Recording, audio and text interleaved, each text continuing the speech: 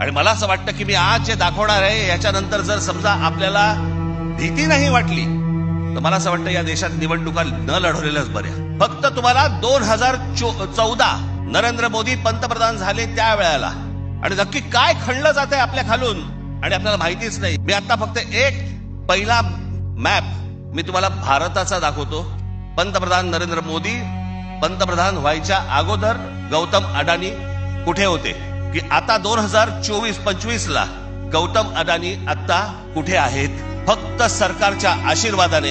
आणि तुम्हाला जर नाही धक्का बसला तर मला सांगा जरा, हे फक्त 10 वर्षातलं आहे. जगामध्ये असा एकही माणूस नसेल जो 10 वर्षामध्ये इतका श्रीमंत झाला.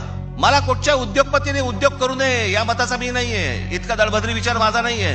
पण या देशामध्ये इतके उद्योगपती असताना एका माणसावरती इतकी मेहरबानी या देशामध्ये होते मी जगात तर दाखवतच नाही अजून. फक्त 10 वर्षामधली गोष्ट ही 10 वर्षातली.